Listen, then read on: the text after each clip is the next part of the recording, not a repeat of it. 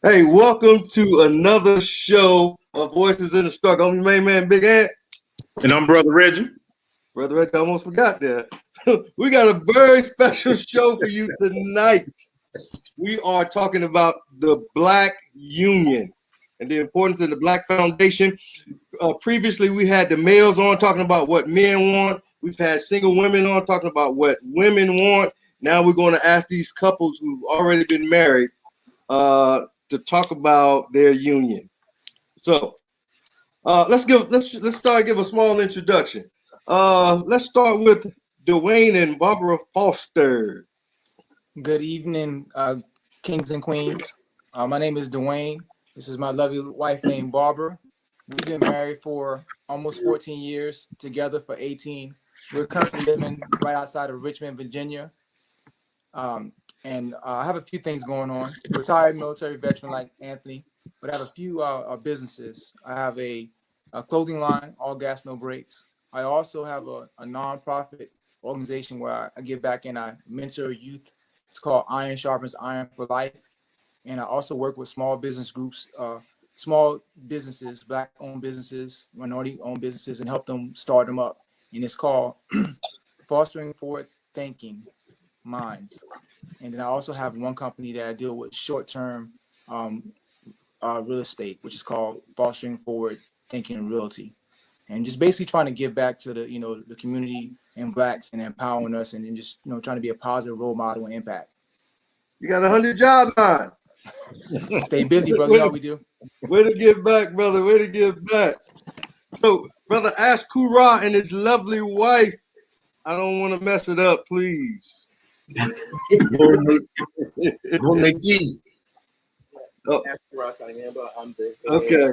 Also the head of our business, Shape for Life. We naturally manufacture body care products, soaps, insects, and so forth.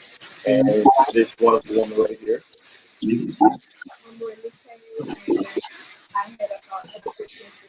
Can you speak up just a little bit for me? I said I'm Morinike, and I head up our other business, which is a problem wellness. We provide services in the beginning of neighborhood. So I am a medical consultant as well as a birth and postpartum and Awesome. Her mic is a little, might have to talk a little bit better because your mic was a little muffled. Oh, is that better? Yeah, it's better now. Okay. Do I need to repeat it or? You can. Yeah, go ahead. I said my name is Morinike, and I head up our other business, which is Aquaba Wellness. You can find us at aquabawellness.com, and I provide services to families when they're at the beginning stages of their development.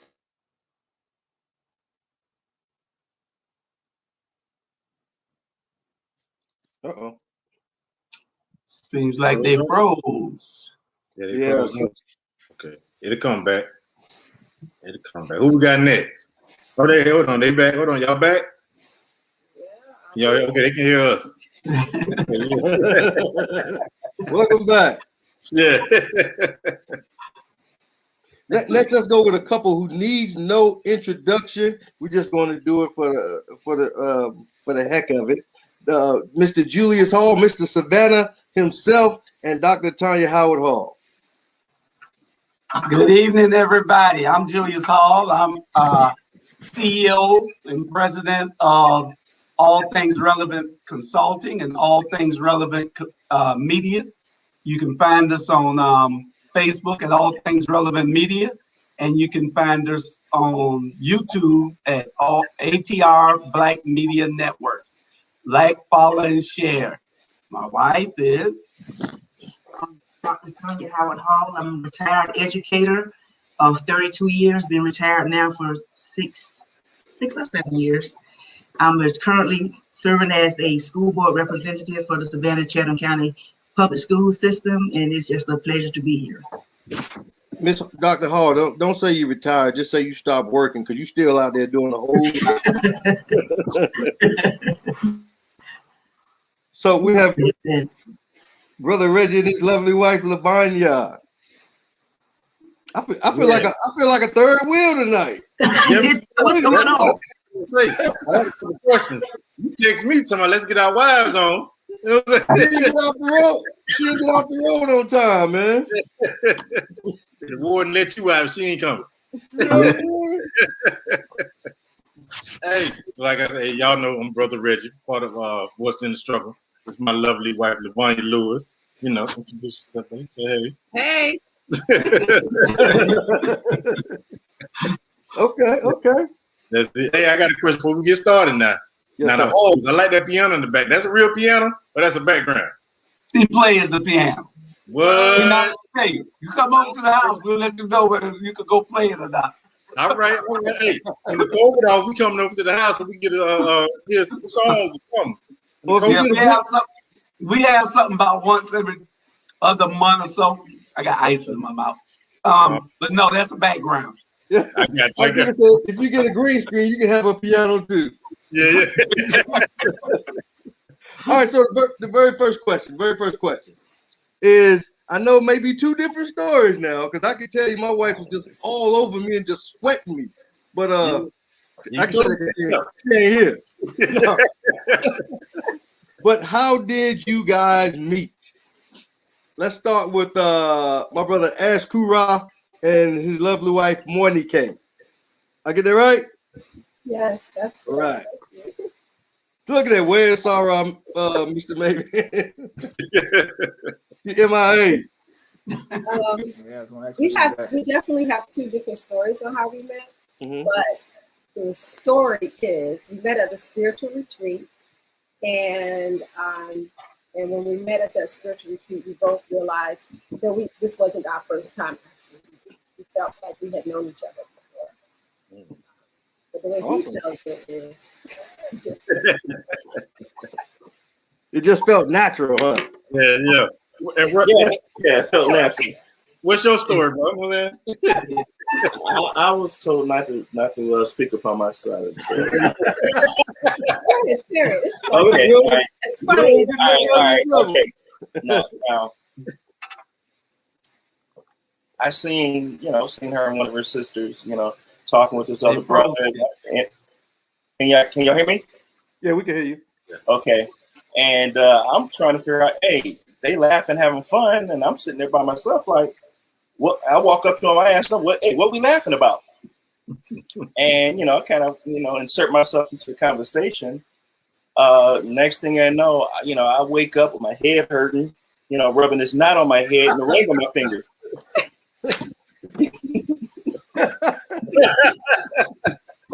Like we was talking about earlier, huh? Okay, I got it. I feel you.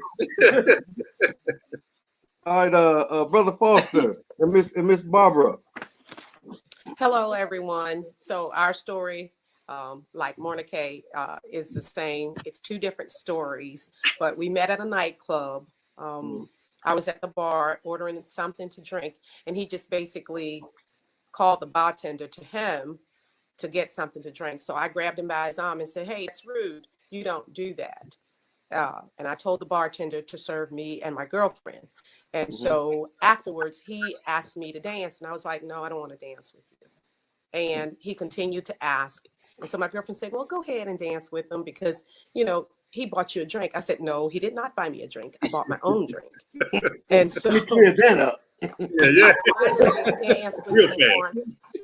And then he asked me for my number. And I said, "No, I don't give my number out, but I'll take yours." And he was like, "Are you going to call me?" And I said, "Yes, I'll call you." I called him a month later. And wow. Talk about the waiting game. Yeah, she was tough from the beginning. That's about right. I think Anthony's about the time frame that we were on the trailer instructing. So I didn't get out much. So you know, I got up to Richmond and went to this. It wasn't a nightclub. It was a hotel with a little bar in the front. So it was like a bar type thing, but not a nightclub. So I did, you know, bump her in the line, and it from there took about a month. And because it took a while, you remember that storm, that really bad hurricane we had that came through? That's the time frame I met her. So okay. We went down there doing that. So I actually, she called me, and then I talked to her, and I got a number. I saved it, and I called her and checked on her during the storm, and from there we've been inseparable from that. All right. Like a good movie, don't it? That's what I'm talking about. Right. I like these first two stories. Go ahead. Who next? Let's go right there, Jamelva. How did you guys meet? Okay. So I'll go first. We initially met. Actually, Anthony's twin brother was moving, and Jamelva was staying in an apartment across the way from him. And so, yeah, you remember that, right? And so, you know, he had been staying there for some years, and I had never saw Jamelva. And so on this particular day, like this was the last day he was in the apartment, we were moving him out, and she came outside. And then I was like, "Yo, who was that?" And you know, she walked by, and I talked to her, and we exchanged numbers. And that night, or maybe a few nights later, we wound up talking on the phone for like 3 to 4 hours, and we haven't stopped talking since. Ooh-wee. Hey, that's how it is. Yeah, So y'all share that same story? Absolutely. What I can give you the inside, or my piece of the story, was that I saw Rodney outside and had never seen him. And again, you know, our cousin was moving, and I saw him, and I was like, "Well, who is that?" So he didn't know till later that I had no trash to take out, but I found some magically in my anything to get outside. You engineered the whole thing. I was like, "Let me get this." You know, I had to do what I had to do, ladies. And yeah, we put a ring on it. It worked, huh? But it was so crazy because had I not come and help Aaron move, we probably would have never met, because that was the last day that he was there. And so yeah, if it was one more day or a few more hours, then this union probably would not have been, unless God saw the queen. God saw fit. It's gonna be. But yeah, that was how it went. Yeah, we was locked and loaded ever since. We just been right here. That is awesome. You grabbed your fake bag of trash and started walking slow to the trash. I didn't do what I had to do, and I was wondering why that big bag was so empty. nothing in there. Heard that one. That's what I'm talking about. I mean, this is the stuff that young people need to hear. You know what I mean? Yeah. It's true. Brother Reggie, go ahead. Oh, you want me to go ahead? I'm gonna let her go ahead since I'm the host. Go ahead. How we met? Yeah. Work. Yeah, we work in the same building. So this is my little story. So when I first met her, right, she was that.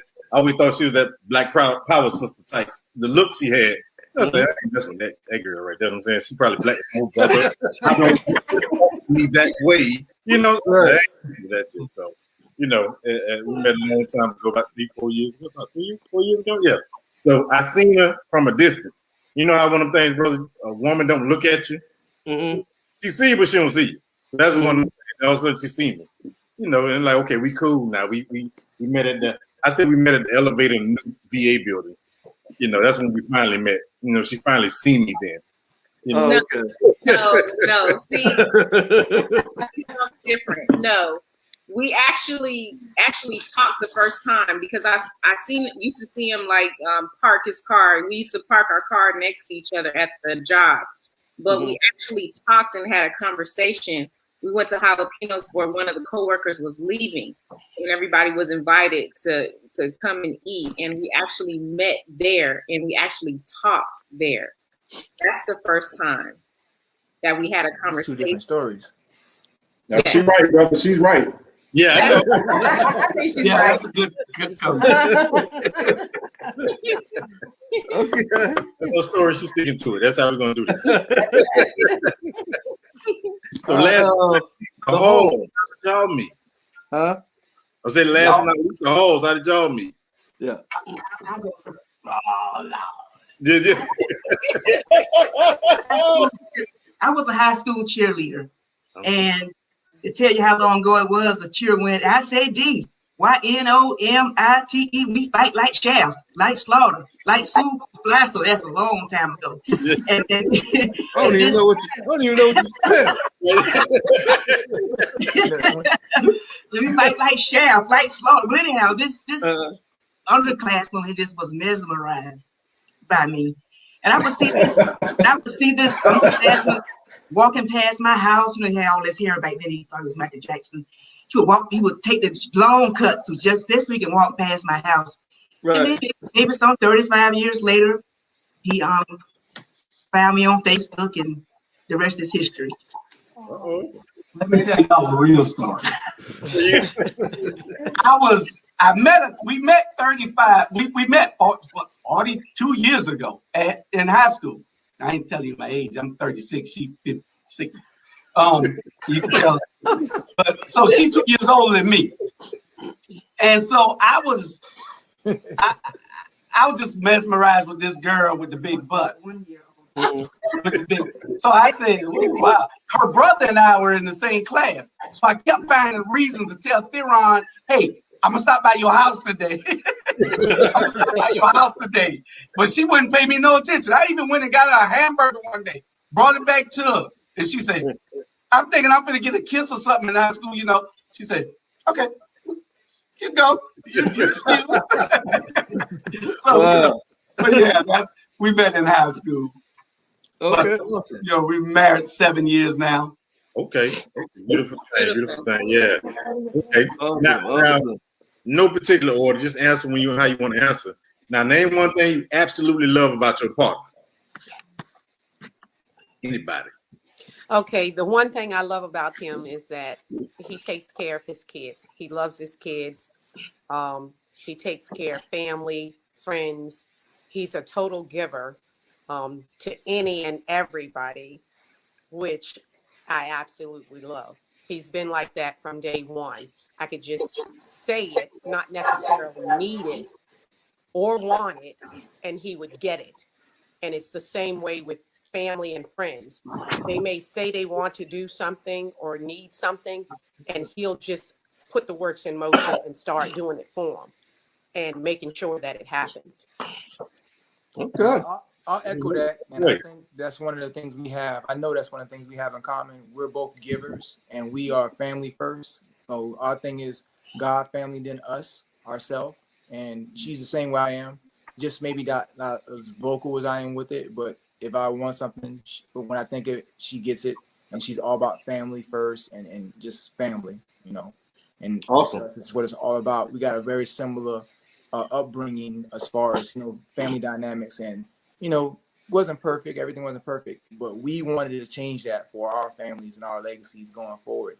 And we both share that, you know, making it our children and going forward and pushing forward for our children, our grandchildren, that they have it better and they didn't go through some of the things we went through. And I think that's one of the things I really most admire about her. Okay. Anybody else want to speak on it?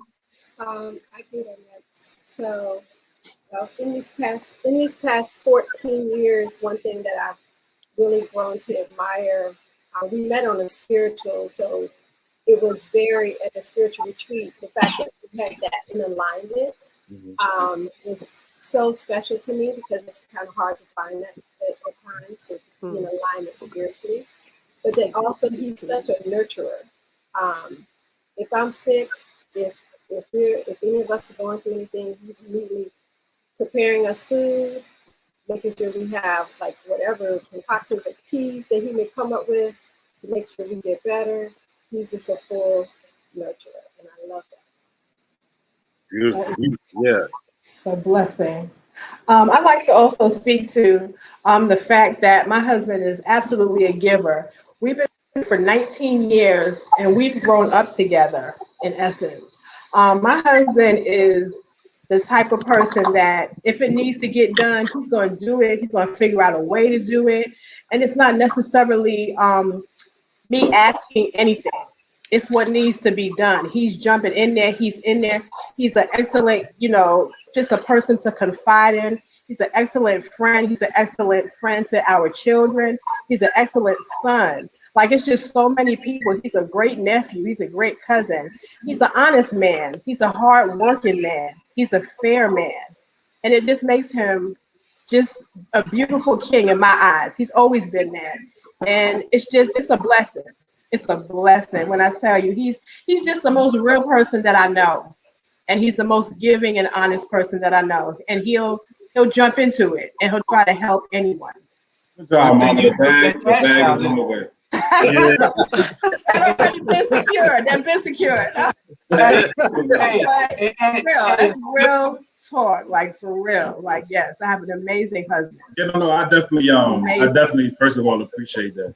But what I admire most about my wife is she's never met a stranger. And talking about somebody that's friendly and giving, somebody who started fundraisers from, we're talking about feeding the kids with Mercy Drop to starting fundraisers with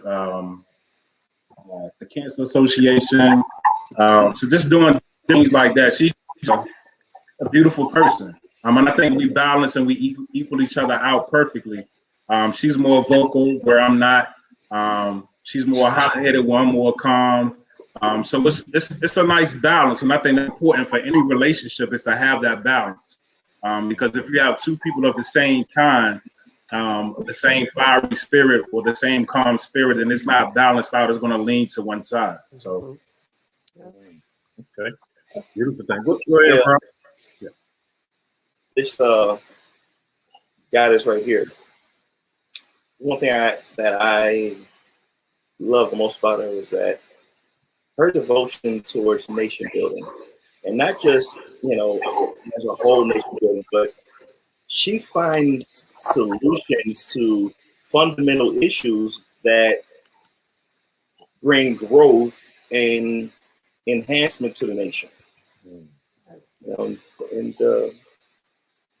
he's my best friend. I mean, I have a girlfriend that's a good friend, but I can talk to him about whatever. Even if we disagree, we can still work through our disagreements. And I just really appreciate that I have someone in my life that I can have that type of communication with and closeness with. And it's divine for me, because I have been in situations where I did not have that. This is my second marriage. And so I really, really appreciate the fact that I have that. Okay. That's good stuff. I like that. The whole, how y'all doing? Yes, I would have to say this his perseverance. For people that know him, he has an awesome testimony. He has resilience. He is strong. He's been through some things that people could not have gone through and come out shining as he did. He's been through the fire, but as gold, when you put gold in the fire, before it becomes gold, it has to go through the fire. And that's what he's done. If I had to use an animal to describe him, I would say at times he can be a roaring lion. He's bold, courageous, and he doesn't really care what comes out of his mouth. If it comes from his heart, it's going to come out of his mouth. And at the same time, on the other hand, he's a lamb. He's a gentle, kind-hearted, humble person. Some people might not believe that, but he really is. And what we have in common is our love for community, our love for children. Now, we are totally opposite. He is, I consider, as an alpha man, and I am an omega woman. But I know how to get my alpha man to give me anything and everything that I want. So opposites attract. And I can also say he's like a firecracker, and I'm the flaming candle. Yeah. All right. So that brings good balance, because it takes a candle to light that firecracker. That's right. Yeah. That's right. It does. Yes, it does. And she's my balance, because if anybody knows me, I do say what I feel. I'm not gonna hold it back. You just got to accept it for what it is. If you don't like it, then deal with it. And she's my balance. She's my spiritual balance, really. So, not that I'm not spiritual, I am very much. It's just that she's really that spiritual balance that gives me that even keel to tell me, okay, back off for a second. So. Yeah. You have to stay prayed up to be mad at you, you saw. And let me I'm gonna say one thing about my wife. I think she makes me a better person, because she puts demands on me. Sometimes I don't like, but she makes me a better man. I would say that, because she puts those demands on me for being a man, which she needs from me.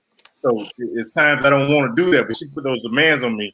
But at the end of it, after that, I meet the demand, or try to meet the demand, or I show them I'm striving to it. See, you know what I'm saying? That makes me better, because I learn from it. I want to say that about it.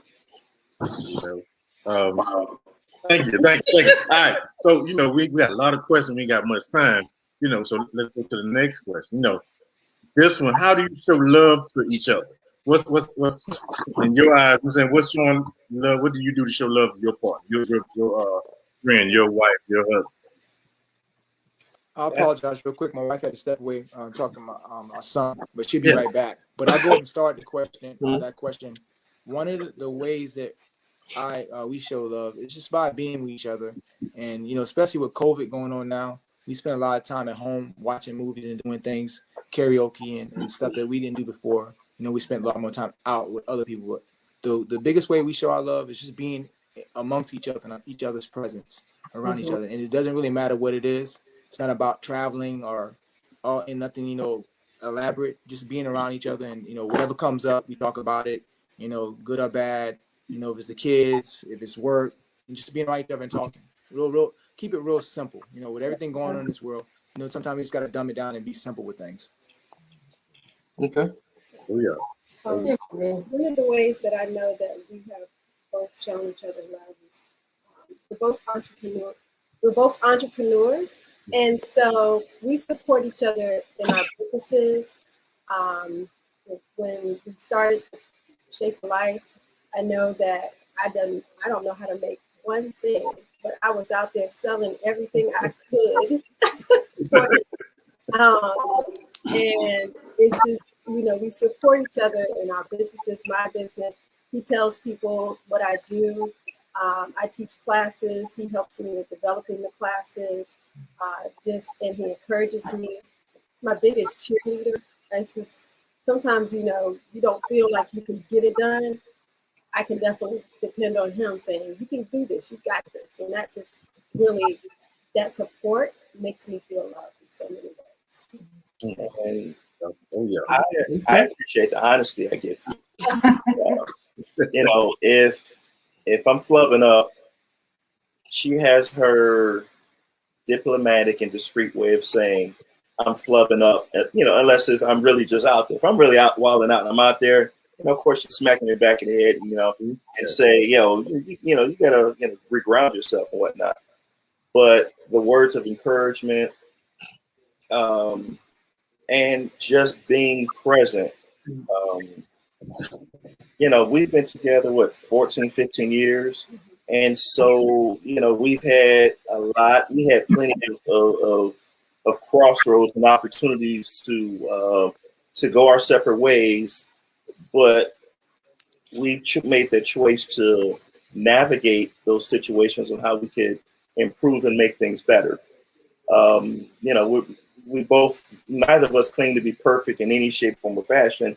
It's just that we've gotten better at using our tools. And you know, that's how we show each other love and show ourselves love. Absolutely. Outstanding. Outstanding. I'd like to speak to the fact of how we show each other love. I know for one that just being present in the moment is a gift that you cannot get. You cannot put a monetary denomination. You cannot put that on it. And I will say that we work outside the home and within the home, but our time together is paramount. We don't allow anything to come in between that. We still date each other. I don't care if it's a picnic in the living room and we light candles. I like to cook for him, my husband. Just taking care of him and knowing that he's needed and what he needs. I anticipate his needs. He anticipates my needs.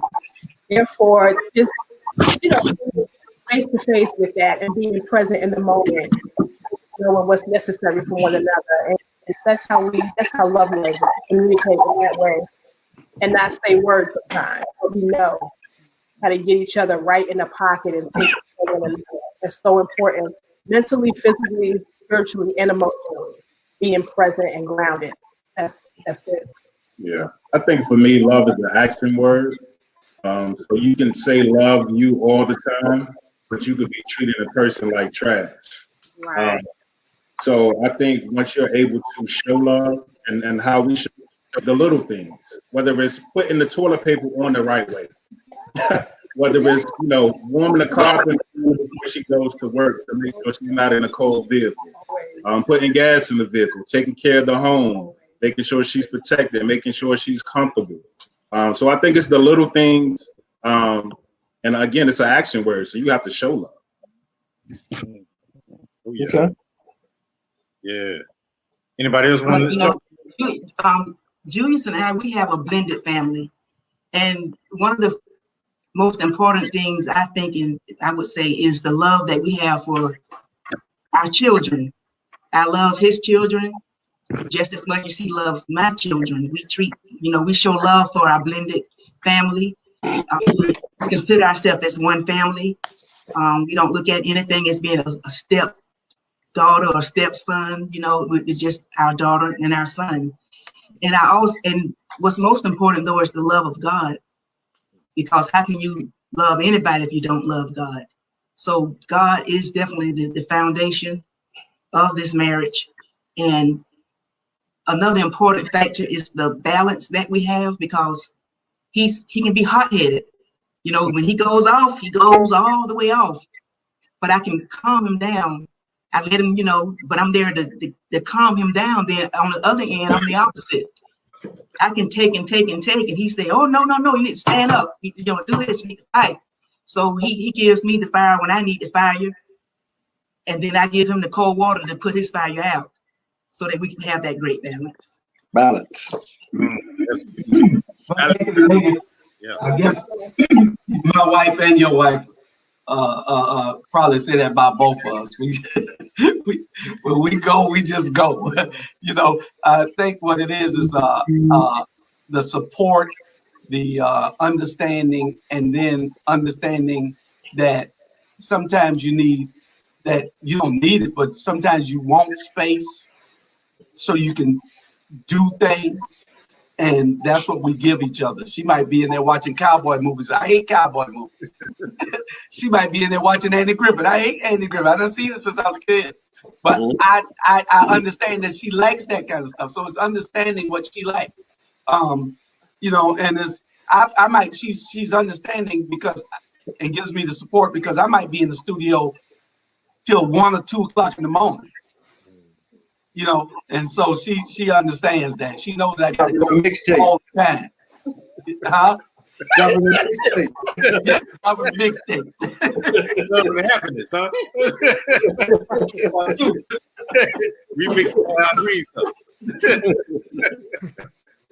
Yeah.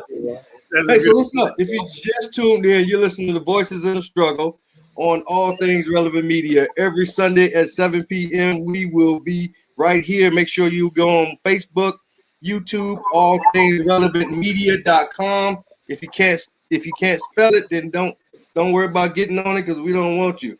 But other than that, allthingsrelevantmedia.com. Voices with the Z in the struggle every Sunday, 7 p.m. right here. Thank you. Right. Hey, brother, we love the illiterate people too, man. Huh?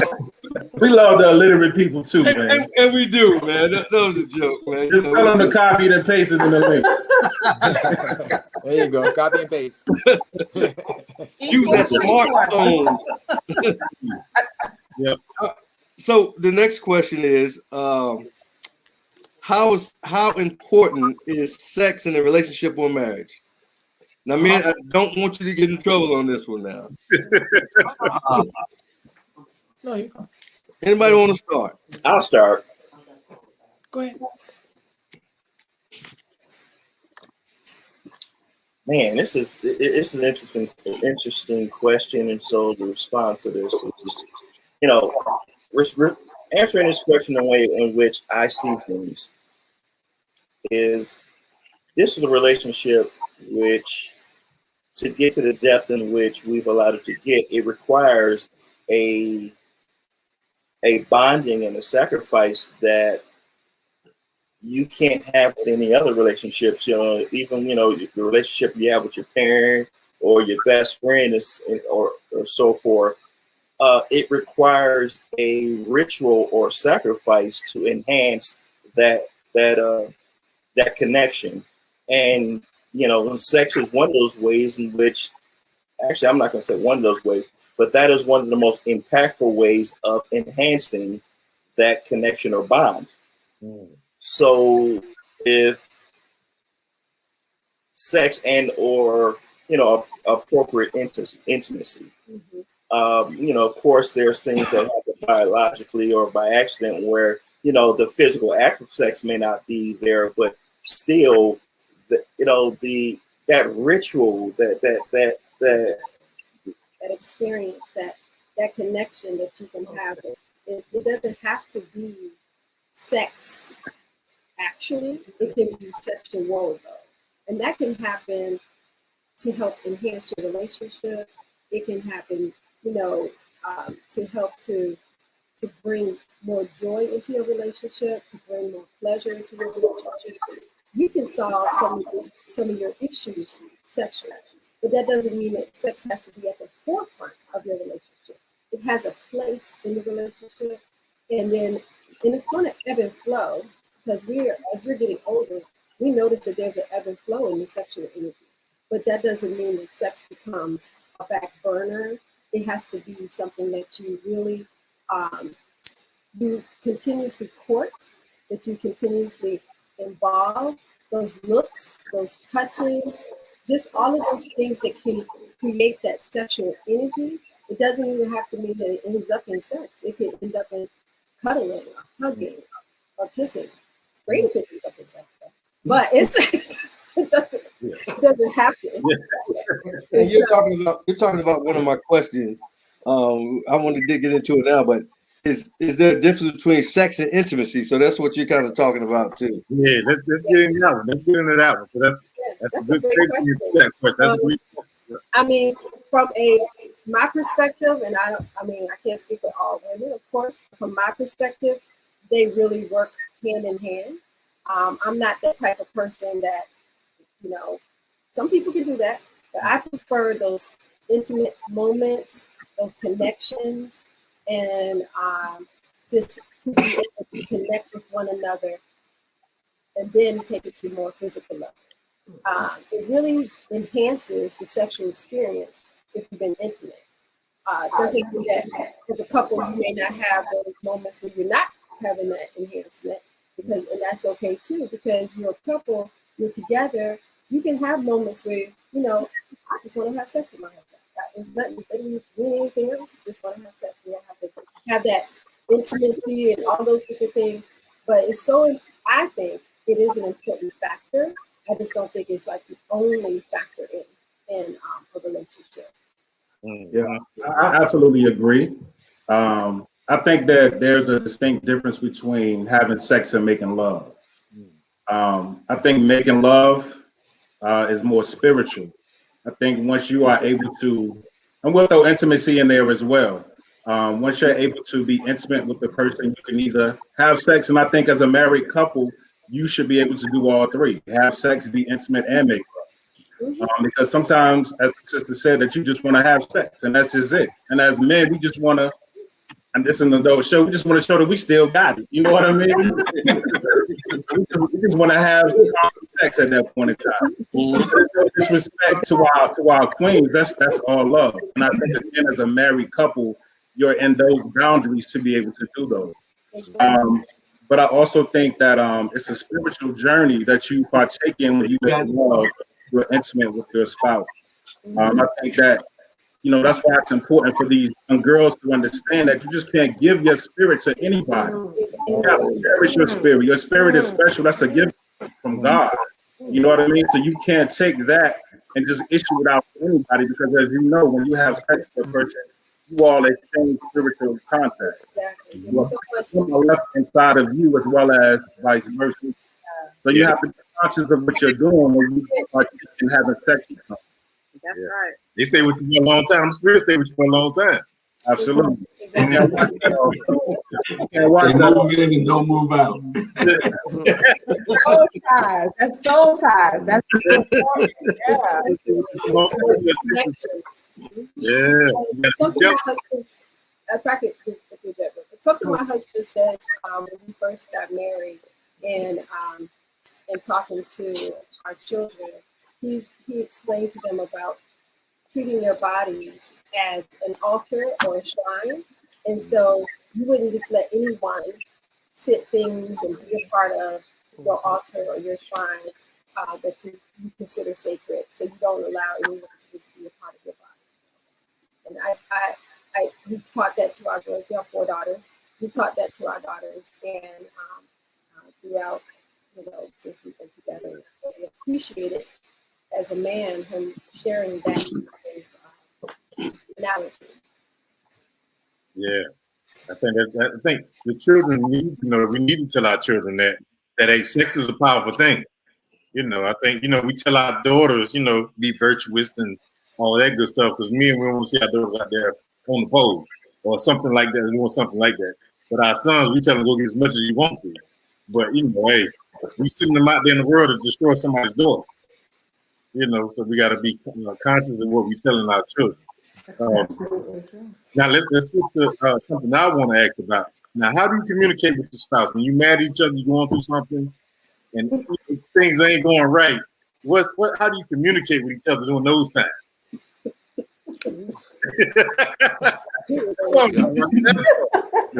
Brother, you try to start. You trying to burn it down. Man, don't say what's in your mind. Everything. Well, because I'm a hothead. I would You say know, that, you know, I'm sorry, go ahead. Trying to. Oh, I'm sorry. Okay, thank you. We start off trying to talk when we're mad. It starts off with a calm conversation. However, sometimes it leads to us not really listening. And listening is an important part of communicating and making sure that, you know, you understand what your partner is saying. And sometimes we get hung up on those little words.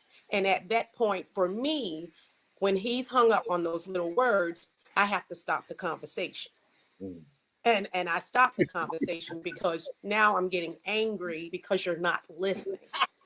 And then it's every time I want to inject something while you're making a comment. And I don't like that. Let me say what I have to say. Then you repeat back to me what I said. So I can make sure you understood. When that doesn't happen, I have a problem. So I think for me, you have to be able to listen as well as, you know, speak once that person has said what they had to say, and make sure you understand that, you know, what they're saying, because sometimes the intent behind what you're saying is misconstrued. So if I stop the conversation, I'll come back later and say, okay, the reason why I stopped this conversation is because it was going to the left and I didn't want to go that way. I don't want to say things that I can't take back, because once you say it, you can't take it back and the person always remembers it. Yeah. So I'll stop it so that we can continue at a later time. That's how I communicate with him. Sometimes it works, sometimes it doesn't. But I do a whole lot more listening than talking so that I can make sure when I do go back, you know, hey, here's what I heard you say to me. And Awesome. I agree with what she said. I agree with that. And I'm getting better with that. I think that, you know, I'm an alpha person, alpha male. And we think we can do everything. And for a long time in my life and in my relationship, that I thought I can listen and talk, but I really realized like later that I gotta listen. I gotta just be quiet and listen, because I miss a lot of stuff when I'm trying to communicate and talk. And if I listen and calm and then come back, it's a whole lot better than me trying to communicate, like you said, and missing the things and saying little things that I don't mean to say because I'm not really getting the points.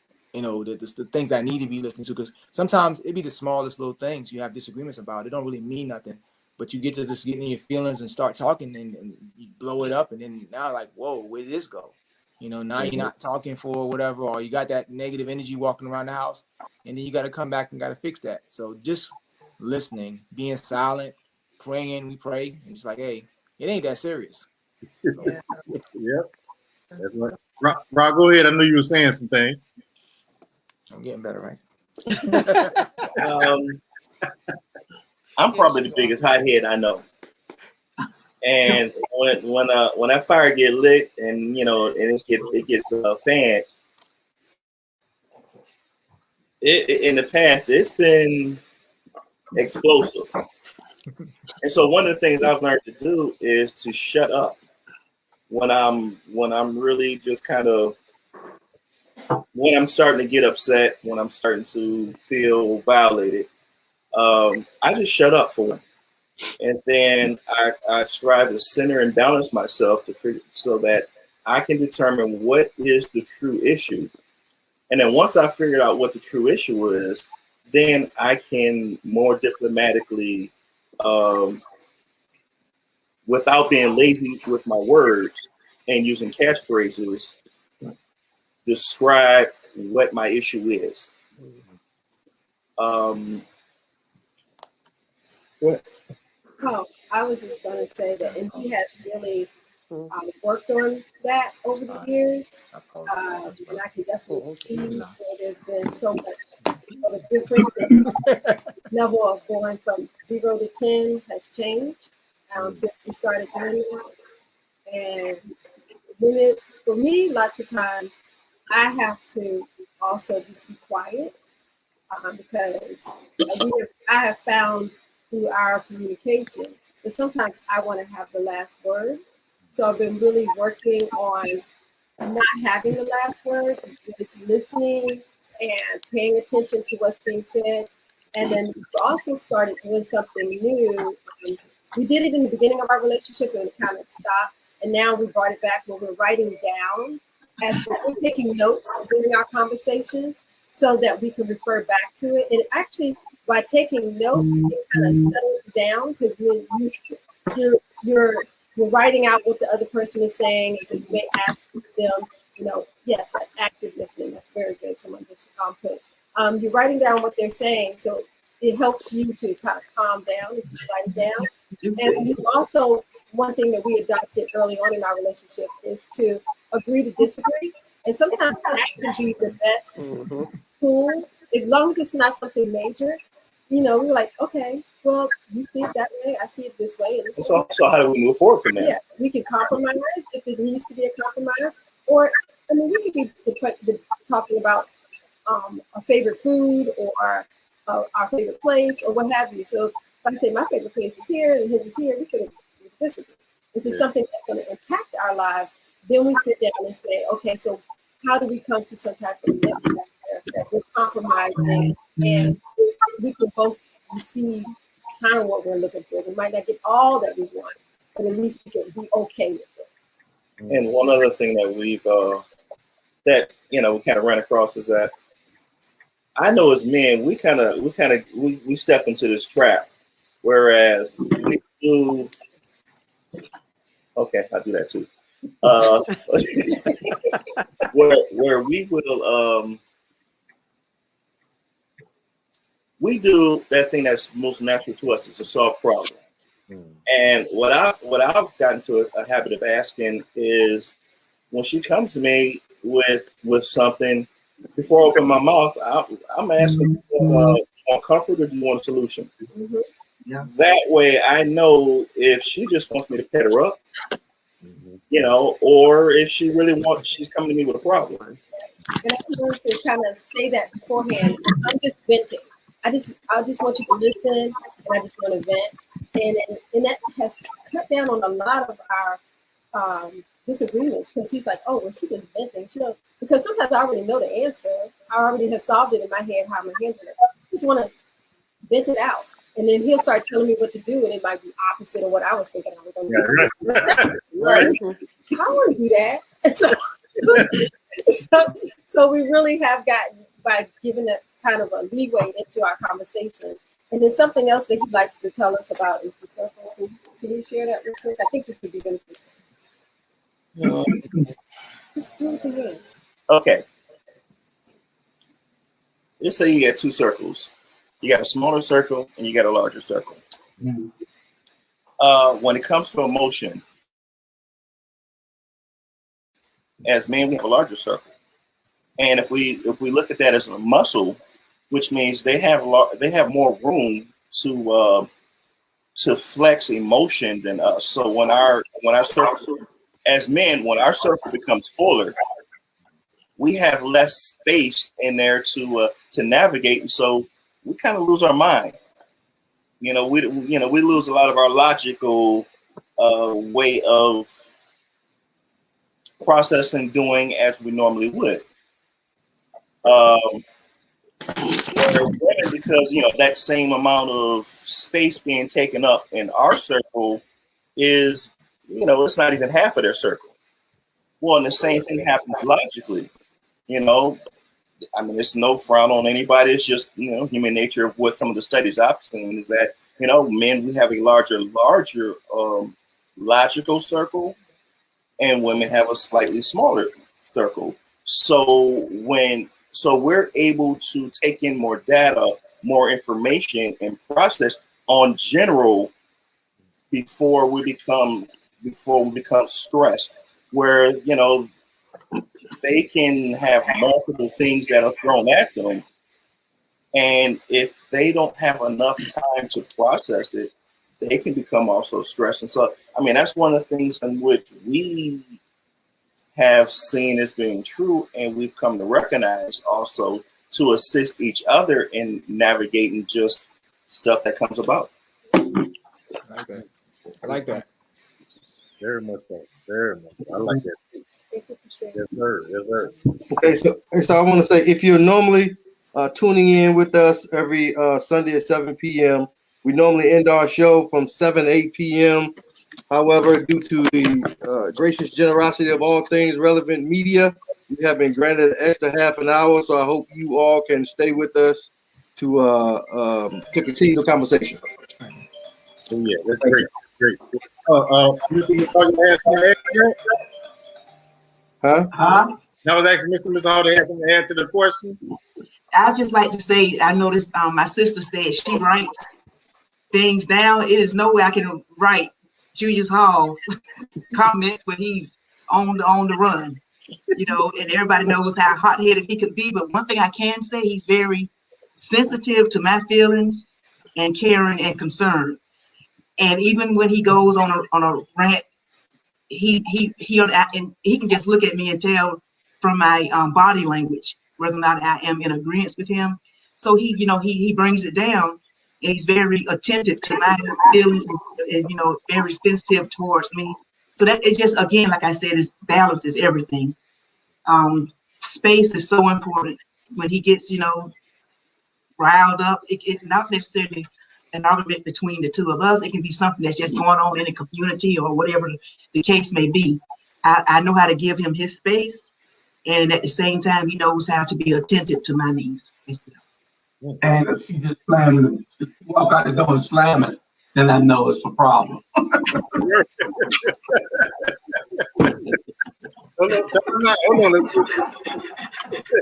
So I make adjustments accordingly. So Okay. Now, let's ask this question. I know as married couples we do. So, do you make sacrifices for your relationship, to make it work? You know what I'm saying? Because I always say it like this. I feel like this. As individuals, we want to do certain things as individuals, but when you come together, you have to sacrifice certain things for your spouse to grow or get better or do what they need to do. Do you have a problem with that, or do you all do that? Hey, hold on. Time out. What's going on, sis? We got there we go. Yay. Always on time. Now we got to start all the questions over. No, I'm just playing. It said, you know what I'm saying? When he was, I'm just playing. No. So we got Miss Maven in the house. You know what I'm saying? Tawana, what's going on? Hey, how you doing, Reggie? Good, we good. We talking about sacrificing now. Spouses sacrificing for each other. Do y'all do that, or do married couples sacrifice for each other? You want to start off? Go ahead. Yeah, I think when you bring two people together, there are some sacrifices that have to be made, because, as you know, when you're single, you can get up, do what you want to do. You know what I mean? But when you're married, you have to talk to your spouse. Y'all have to come to some kind of agreement. You know what I mean? So your time is not yours all the time per se. So it has to be a union thing. You guys have to move together. So I think everybody I think to have anything out of life, you got to make sacrifices. I think marriage is also a sacrifice. Oh yeah, I believe that. Ms. Lewis? And she agrees with what I said. So no, I don't. Yeah,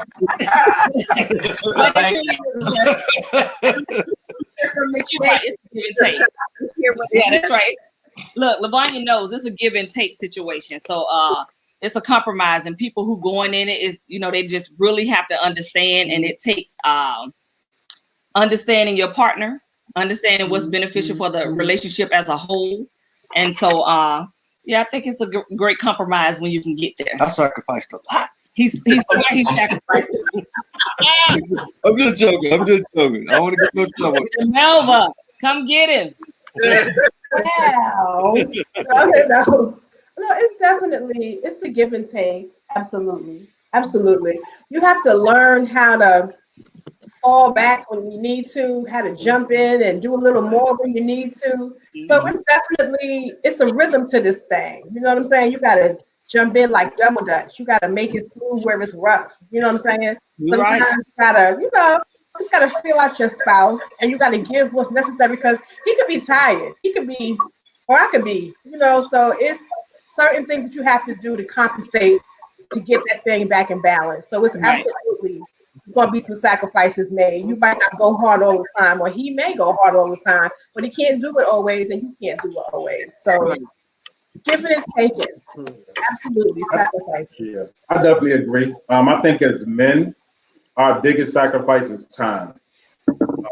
Because as the brother stated earlier, you have to sacrifice time, because it's not just you anymore. It's a union. So once you have that union, you're not looking out for yourself, you're looking out for the whole team. So therefore, it's important to sacrifice your time and to be in tune with when you need your personal time, and when it's like, okay, I'm being selfish, like I need to spend time and be present and be in the moment. Right. Okay. Let me ask this question. It's not nothing that's written down. This is just me, doing a survey. So I have 3 sons, right? And I've noticed as I had 3 sons, I see boys are dumber than girls. I will see it now. Back in the days, I want to say boys are slower, or they don't get it fast as girls.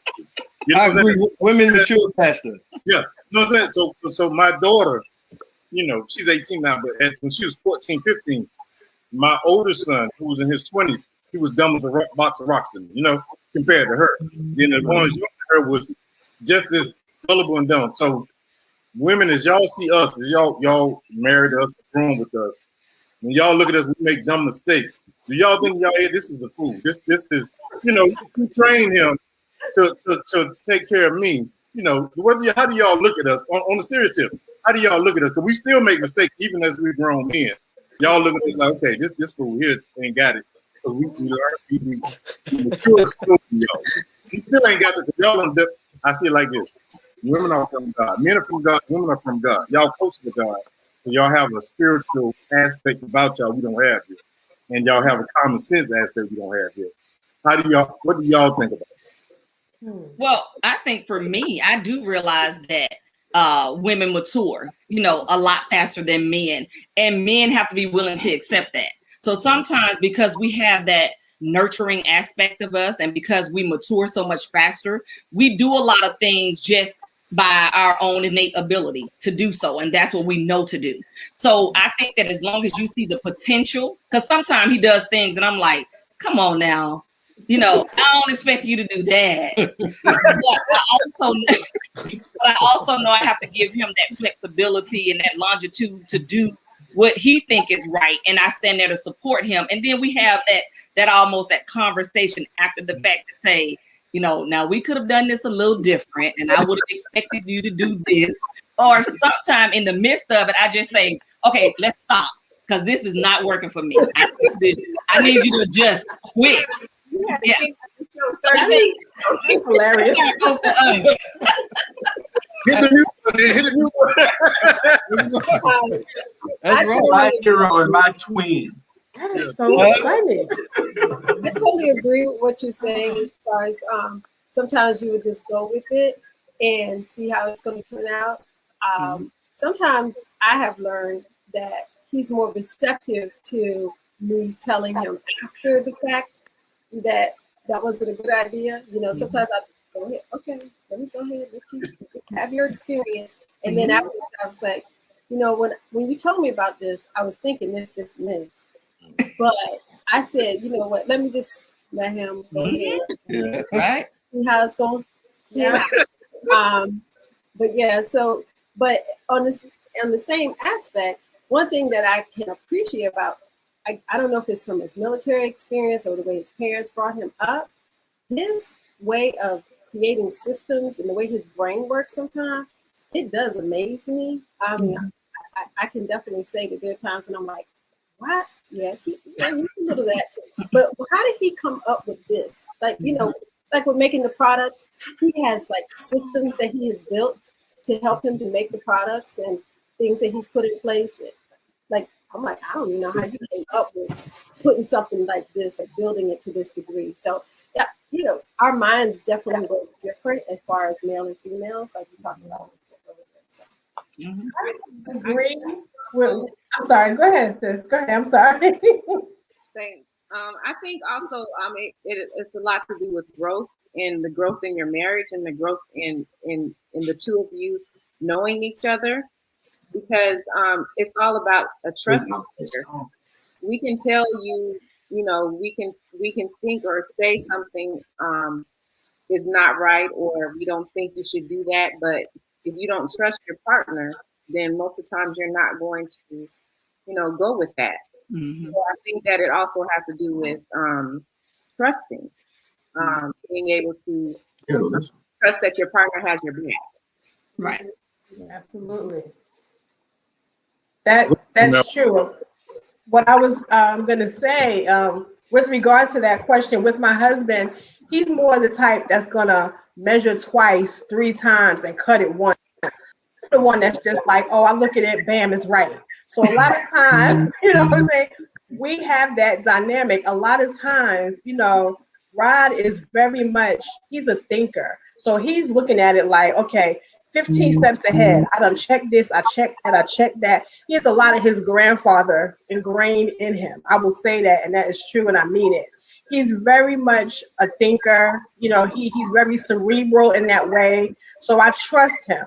When he tell me that this is what it's going to be, as a wife, I stand in the gap and I go, let's do it. Like, we're going to roll with it, let's roll with it. I'm 10 toes down, 100%, we're going to do it. So, but with me, it shouldn't be that way because I look at it like, oh, look right, bam, and I just do it. So, I trust him more. Then I got to come back with the ruler and keep measuring 3 and 4 times. He's very deliberate in that, I'll say. So, yeah, I have it opposite, I guess, guys. Sorry. Mine goes this way. It just depends on what it is. Yeah. Yeah. Definitely. I trust him with certain things that I know. I'm like, hey, you got to figure this one out. I cannot. Right. Definitely like that. And there are times when he'll come to me and be like, okay, what are you thinking? You know? So it just really is that. And it's nice to be able to have that person to bounce it off of. What I really appreciate.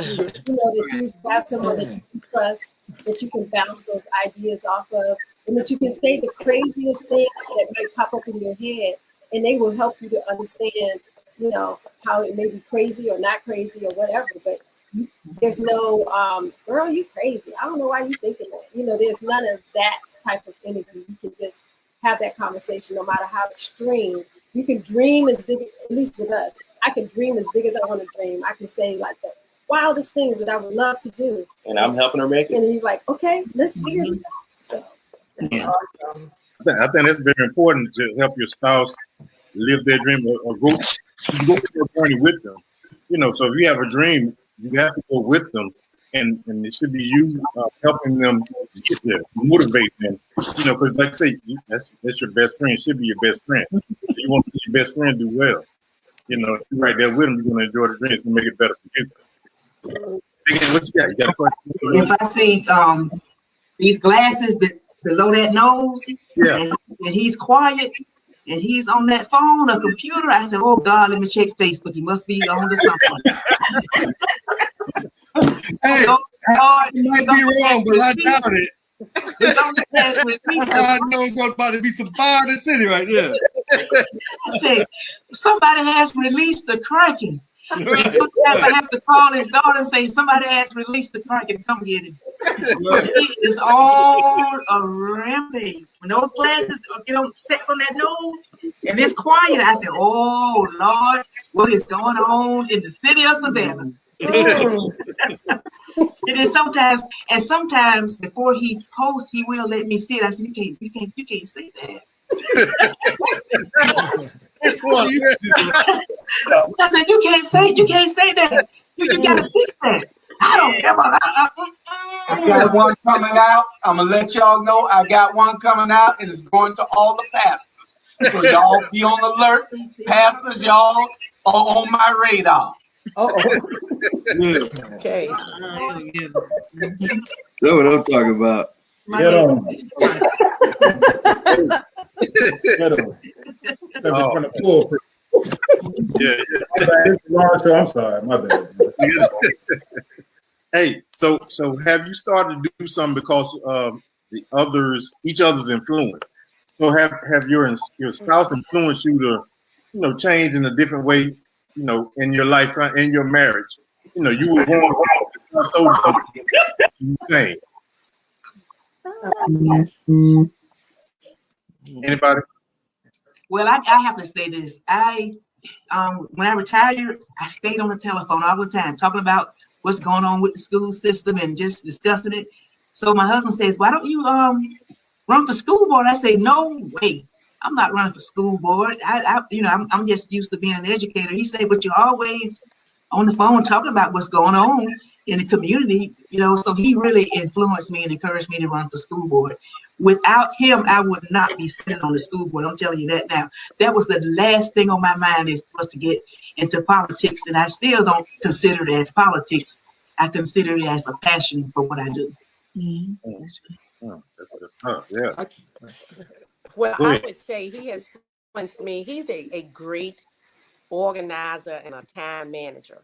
When I met him, I just flew by the seat of my pants. And he was so structured to everything had to be just so and in order. And still to this day, I'm trying to work on my time management and organizing. Like right now, you know, we I convinced him to turn one of our bedrooms into a walk-in closet for me.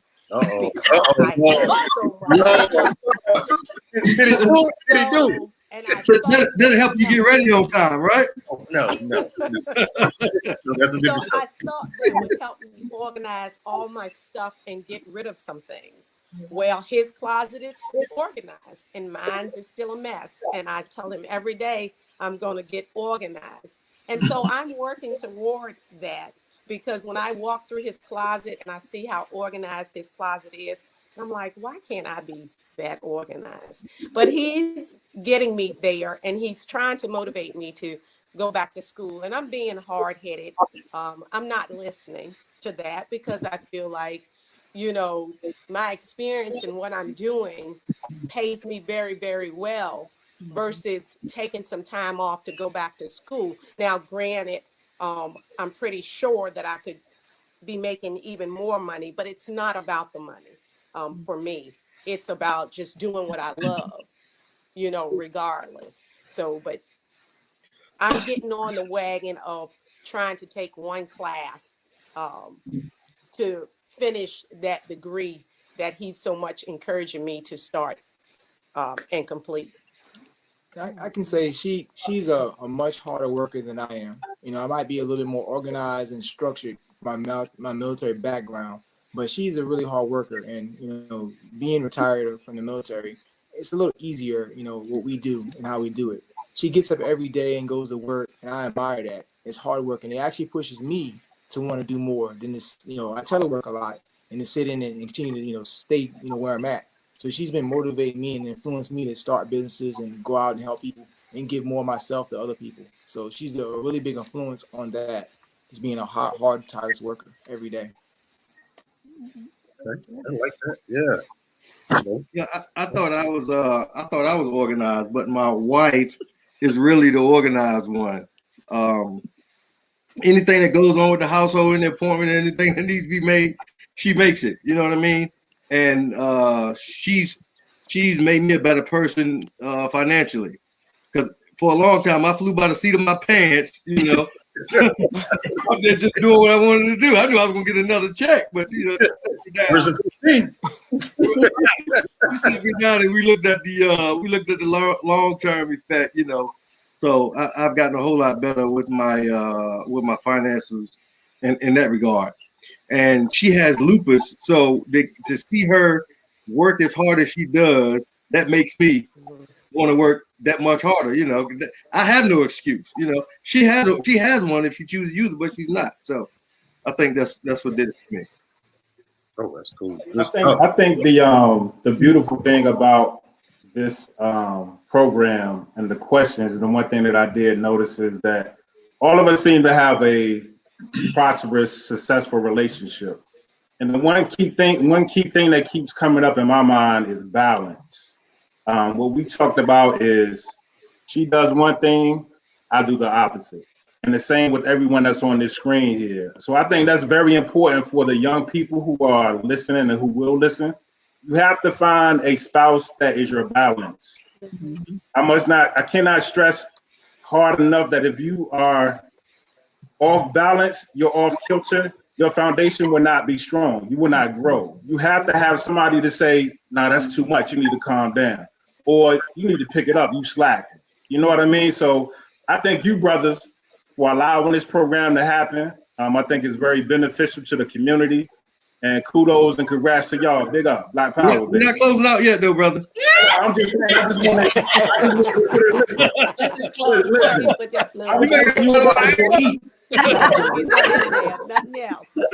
not all jokes aside, but I wanted to give y'all flowers while y'all are still here. You know what I mean? So I think that's very important that y'all get y'all props. And that was all I was doing. That was it. And I want to caveat off of that. I think that's why some and it's very unpopular what I'm about to say, but if you know me, you know I'm gonna say it. I think that's why some brothers don't want to mess with black women. You got some weak brothers who want to do what they want to do. They don't want to be pushed. You know what I mean? A black woman is going to challenge you to be a better person. You know what I mean? They're the only ones that I know of that will do that. So if you don't want to be challenged, and if you're a weak black man, you will not get with a sister. And I think that's the problem. So that's because the black woman is God. Like that. Hey. Because the black woman is God. God gonna challenge you every single time. Yeah. And we birth nations, sister. Absolutely. We birth nations. Mothers of the planet. That's what mothers do. They raise. They comfort. They nurture. That's right. There you Them go. feet to the fire. I like that. Like you said that. So you think about the world we live in, the universe we live in. It's always challenging, even if you're by yourself. It's challenging. God has always challenged you. So a woman is going to challenge you. You know, better than you what you work. You know, so that's the beautiful thing. I like that. I like what you said that. Let's see. We got time for a couple more questions. Let me see. The next one I want to ask. Okay, this one. How often do you talk on the phone with your while you're away with your spouse? Even when you're in the town with your spouse, how often you call her or call him? But no, fellas, how often do you call your spouse and talk to her on the phone? You know, like when you was dating, you want to holler at her, want to hear from you. How often we do that? I do it. I try to do it. You know, in the morning when I get to work, I try to keep it on my brain. At lunchtime, something like that, just to let her know I'm thinking about it. What about y'all? Just for the fellas. I don't talk to my wife at all when I'm away from her. Yeah. When I'm gone. I'm just hey, you want to be in the house right now? Hey, what you say? Cause absence makes the heart grow fonder. You know what I mean? No, but we talk quite a bit. I think it's very important to realize in a marriage that sometimes you fall in and sometimes you fall out of love. You know what I mean? And when you're in love like we are, then I call her all the time. I call in the morning, say, hey, you up yet? Because I leave early what you do. And I call at lunch and we'll wrap it up. Or I call on my way home, which is a very important call, so I won't have to go back out as soon as I get home. But I think we talk quite a bit. You know, she's my friend. If something happens, I want to tell her first. There you go. Yeah, I agree. We do the same thing, and I think it may be our upbringing. Yeah. It's like we always check on the ones that we care about the most. So we communicate and talk all throughout the day. Whether it's a quick text, a wave, what you doing, WID, you know, all of those things. So it's like we talk definitely on the way home. I tell her to call me when you get to work. Call me when you get to the car. You about to hop in. I know that you made it safe. So, yeah. All of that. I check on him if he's driving through bad weather. Hey, you got there safely. You know, you just gotta check up. You know, you check up on him. That's just what you're supposed to do. It's normal. It feels very normal to do it. You know, you care about him. You let him know you're thinking about him. You want something special from the store. If you're out, from having to go out. You know, that type of thing. Or often. Sometimes I could be out shopping, and he must have some radar. And my phone will ring. He said, "Put that down." I'm like, yeah. We already know. Where you at? I mean, it never fails. If I'm in the mall, I get a call from Julius Hall, and he says, "Put that down." I'm like, I just can't believe this. Because I know you're in the store. She always in the store somewhere, so I know. Let me call because I ain't heard from her in an hour, so I know she's somewhere spinning something. Hey, let me tell y'all something. When she know I'm home, she'll ride up and she parks in the garage. I park in the driveway. And so she'll see my car home. So I caught her a couple of times. She don't take the bags out until I'm not able to see her bring them upstairs. She'll go back and get them after a while. So yeah, man, it's crazy. Moral of the story is check the closet, fellas.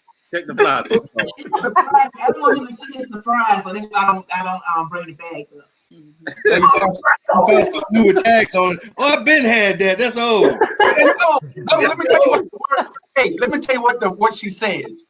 She says, "Oh, baby, look at this! I got it on sale." They were practically giving it away. Yeah. That's Anthony. It was on sale. I had to get it. Yes. But you know what about Julius? He doesn't spend money at all. I buy everything from his socks to everything. He doesn't spend. He doesn't shop for himself. He doesn't. He just does not spend money.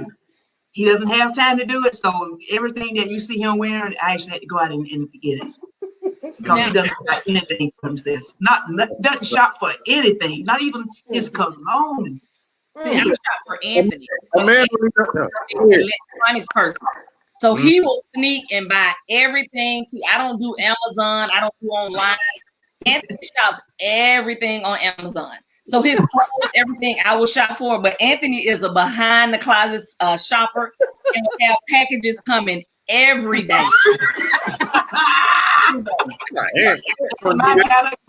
Yeah. Yep.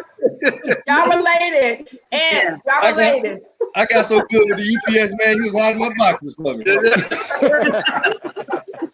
Hey, look here, player, put it in the bag, yo. Just like the brother said about balance. Yeah. Now, as we can sit here and listen, I couldn't be married to him because we'll be broke. Because he loves to shop. I like to shop. He want to have He's balanced. Balance. You gotta have balance, sis. You gotta have balance. Y'all both can't do that, right? Right. Well, the question about talking on the phone when we were away from each other doesn't. It's not an issue for us because we're together. So often. Both businesses, we work from home.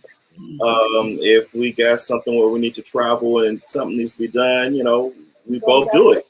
I was sitting here thinking, I was like, outside of going to the grocery store or taking the kids somewhere, I've never, and then I call him too if I'm in the store, but if I want to find him, I go in his office.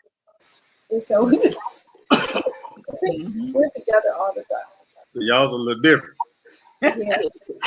And I would say we talk every day, 3-4 times a day, like some of you all do now. We'll just call. I'll call him when I get to work. I call him during my lunch break. I call him when I'm leaving work. I call him if I have to stay at work. I call him to see if he's going to the store or at the gym, or he'll call me and say, hey, I'm leaving. I'm going to the gym. So we talk regularly every day, 3-4 times a day. Sometimes I'm like, okay, I don't even want to call no more. I'm coming home. Just know that. What she left out is that she'll call me and tell me she's coming home, right? But she don't come straight home. She go to the store and then she's there for a couple of hours. Like, okay, I thought you said you was coming home. So then, I stopped off here. So. And he do the same exact thing. He'll leave the gym and he'll tell me, oh, I went and got you a smoothie. And I also stopped at TJ Maxx. And then I was looking for something. Oh, and just like he would say, and I got this on sale. You won't believe how much I spent. And I'm like, really, honey? You been at the store 3 hours after the gym? Okay. But he bought me a smoothie though. He didn't buy me nothing from TJ Maxx. So do you all call because you feel like you have to call, or do you call because it's natural that you want to? I call to annoy her. Just sharing. We share each other. Just the time, what's going on. I think someone said it about being in tune with each other and just sharing something, whether it's something with the kids, whether it's something at work. Just kind of, whatever we have, whether it's a good thing or a bad thing, just always communicating. And it's not a program or time, just whenever it feels right. Sometimes we don't talk at all the whole day because she's working a lot, I'm doing something, and then we pick it back up. But sometimes we talk 4 or 5 times a day. It's no set time, I think we do that because that's how our relationship started. We would call each other, when we had a moment to talk. So we would call during lunch breaks if he was on lunch. And this when we were dating. So, and it continued throughout our marriage. It's like, hey, let me just call you and let you know what I'm doing and where I'm at, just in case, because sometimes things do change, especially for me and what I do. And sometimes I may have to stay at work late. So I just want him to know, just in case, if I'm on my way home and something should happen, to be expecting me to be home at that certain time. However, things do happen, accidents, and I just want him to always know. So it's not because, it's by choice that we do it or I do it. One thing is she's a terrible texter. Do not text her, or if you text her, because she's not going to respond back for the next couple of days. That is true. And that's because I feel like if it's important, you call me. Don't text me. Call me. I will not respond probably 3 days later. And they say, you got no text? Nope. In response, why you didn't call me?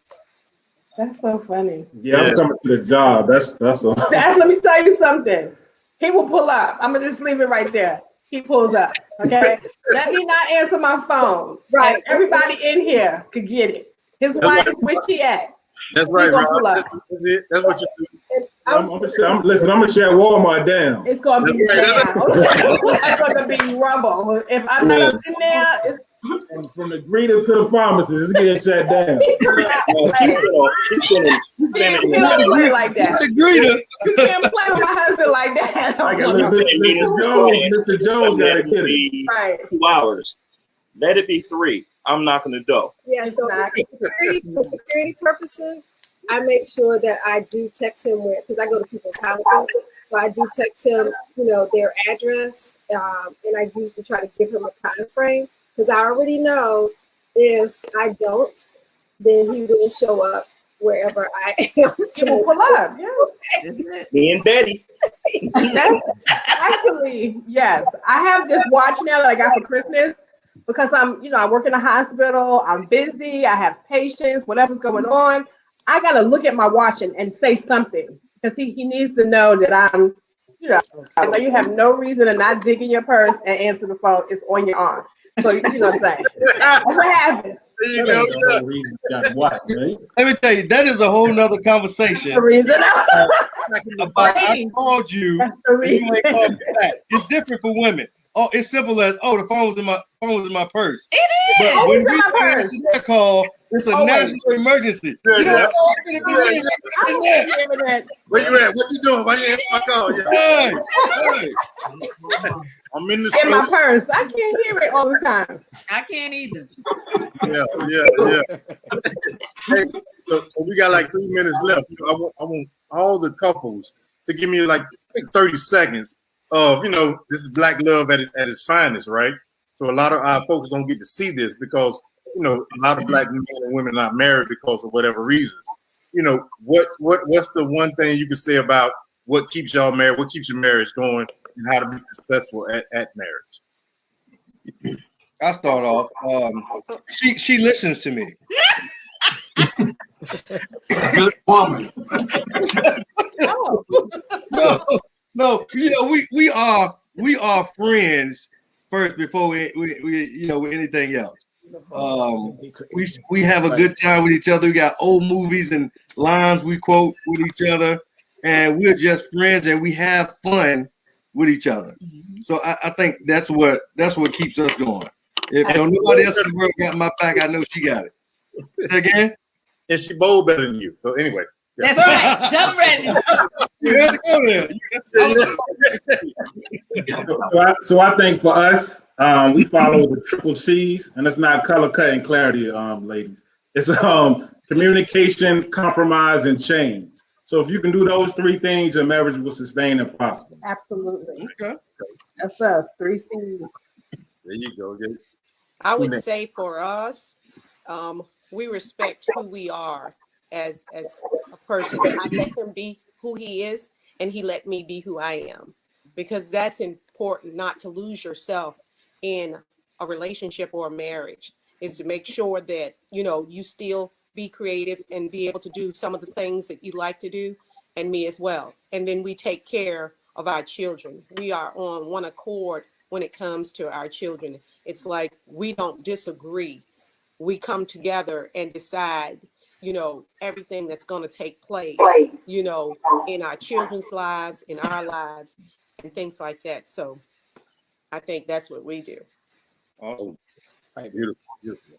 If you wanna do right all day, you woman, gotta be a do right all night, man. And that's how I close that. That's how you shut it down. That's how you And as well as everything and everyone else has said, we've recognized that those things that work for us, regardless if they work for other folks or if they don't. It doesn't matter. It's what makes it work for us to get the results that we want. There you go.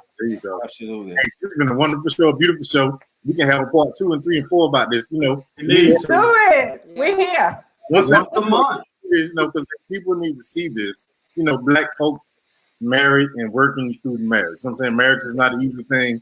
It's very difficult, and you have to change your mind. It's a mind state more than anything. What people need to see is we need to have this more often in our communities. Since COVID is going on, we need to do. Again, you got something else to add? I just want to thank everybody for taking the time to join us tonight and being candid and being vulnerable with us tonight. I really appreciate it. You just don't know how much I appreciate you guys. Thanks for having us. Thank you for You inviting got me in trouble. Absolutely. Nice Thank meeting everybody. Y'all can stay on. Y'all can stay on 2 minutes after it ends for a quick wrap up. Okay. All right. We'll see y'all later. All right now. All right, thank y'all. Thank All right. you.